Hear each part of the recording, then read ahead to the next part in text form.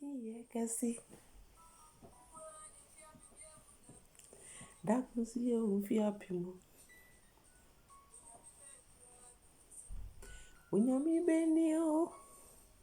nitumiso nando yeso unyami wanyami nara unimdiye mawo unimdiye mu bibiara duya odako dakusiye ufia pimo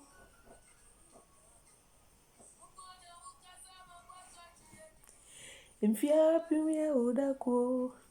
dakusiye ni mfia pimo midimi hunina mawo onyami beni dewiye wayadi fufro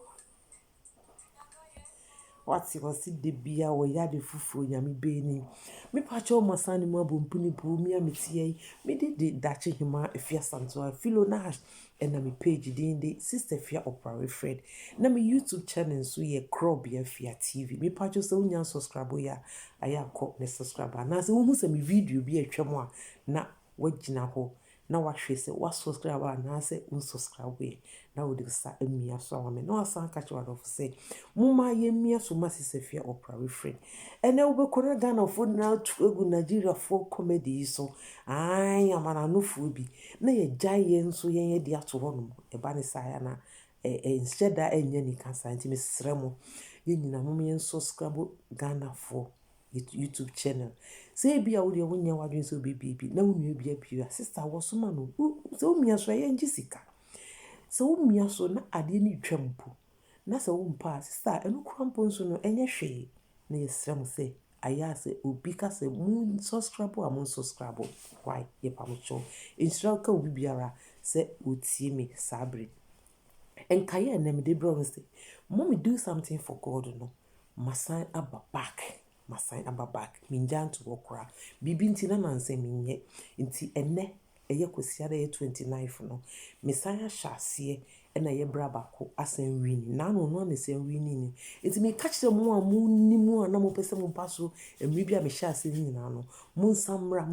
ten na next week eye Sunday no ye be san hyase eye Ghana time eye 5 p.m. German time because we Germany ha is 7 p.m. Abuso aye 7:30 p.m. Bra na us be joining. Wasua Bible, u baby asua Bible. U ye pastor kra obetumi nso aye den. A joining na oni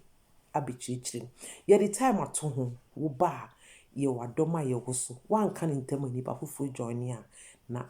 ono nso abechiri ni mu so when we need na 7 questions in kura na ye den ye mausika enti menua bra enti fie eye just a minute keke na wo de nya cash ego Nigeria for friend ego cash eye euro kasem eye German kasem euro and I say European Union for kasem si euro omusika sa ne free no Nigeria for say go Ghana for sika o sika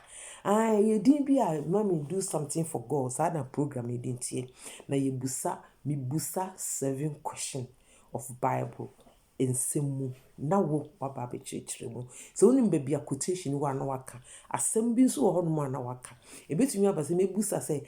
ehefa na Yesu yekun no ubetumi aka quotation no ana say ehefa ene ya twere say Yesu osunye ubetumi aka quotation ana say quotation be na yesi Bible say nchechim ne ye bebre na wachechire mu ntimi pewo mo sua Bible egum tim ye nhwe Bible mu cause ade no say ukohwe Bible mu na che say ya anye kra nkan faso ye den ewo so mommy do something for God no eye me bia na meni abayo bi efe no IV amanyansen na ye di enkomo na okase mommy ade nti na wontwe akra manyame mommy we dey please do something for God into okasa na ye me de pa me yimani besi 2 weeks time na me dware ewo me ansa me bathroom na me tea voice said that him mommy do something for God no wo betumi aye Bible Christ na wa charge nti Awurade Nyankopɔn wanga se meche $1 na say $2 na £1 na say €2 but o se me charge ene nke betumi aka se me de atade kra na eche me de flowers bi na eche but o se me charge na me am de me hu si o say oh why not ɛne yɛ mede wo bɛsi hɔ na me nso makyɛ adeɛ every month bi ɛbɛyɛ no 2 times but wonim adeɛ ɛfɛ tama medi me ho sii sɛ mɛyɛ saa adeɛ no ɛna nkurɔfoɔ bi anuanom sisterfoɔ mmienu bi frɛ me ɛna ɔmo sɛ daakye ma yɛhu sɛ video bi twam a wokyɛ adeɛ na yɛpɛ sɛ yɛ support o nti fa wo prepay ma yɛn paypal ma yɛn na mede me paypal yɛ den ɛma wɔ mo ɛna ɔmo send sika ɛbɛto me account mu enti tama na me ba ne restrict me Facebook no me ka kyerɛ ɔmo sɛ mede ɔmo sika no ɛkɔmɔ mo back ɔmo ka kyerɛ me sɛ daabi daakye ma yɛbɛ restrict akɔsi dabɛn yɛbɛbio ba all miss enti nya abotire me sika ne na hɔ na sɛ obi wini a na wode ayɛ de akyɛ no ɛma ɔmo ka kyerɛ me sɛ sɛbi kafra kyɛ sɛ afe no koraa bɛso a yɛwɔ ade kyɛ kɛse a ɛbɛyɛ nti no sika no nso ɔmo de brɛ me obi ni yɛ because nyɛ me sika Facebook asɛm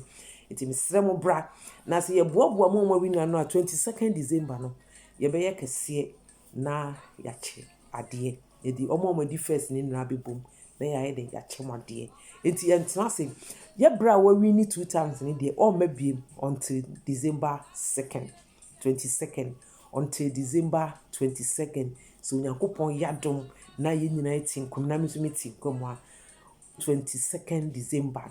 ɔmo bɛdi first ne nyinaa na saa de ya mesua metua step yi yankasa MDA sɛ mo kae no a ɔyɛ Let's Sing and Win Big CEO no ɛno nso ankyɛ bia ɔde bɛba a wafa me judge wafa Nana Yuri Vida judge a wafa Minister Comfort judge yɛyɛ mmiɛnsa no ankyɛ bia MDA ɛbɛsan aba na ayɛ program no fɛfɛɛfɛ ɔno na ɔdi akotene wɔ mu ɛna wafa sɛ yɛmɛtae n'akyi na yɛnyɛ judges na yɛntwi so de odi first nano nea ɔwini wɔ ne program ne so a wato di Let's Sing and Win Big no nipa no anya sika kɛseɛ paa ɛma anigye baa fie nti mesrɛ mo sɛ ɛno nso yɛba ne yɛhyɛ ase a ayɛ a mommra na mmɛhyɛ ma yɛ na mmɛgyina MDA ɛne yɛn nso yɛ judges n'akyi ɛna me nso aha no ɛyɛ me deɛ a ɛyɛ mommy do something for God a yɛbusa 7 questions of Bible na wa answer na wawini sika edi no da so yɛ daakye hema afi asanto a ensesa yɛ yɛde Awurade ase sɛ wasama maba back na medam nyinaa so ase sɛ ɛna me baeɛ no m'ani gye pa most of them na they miss me I miss them mo a mbaeɛ nyinaa Nyankopɔn hyira mo ɛno a na mebɔ nkaeɛ ɛyɛ Sunday ɛbɛba yi biem ayɛ a bra bɛhyia me bye bye I love you all.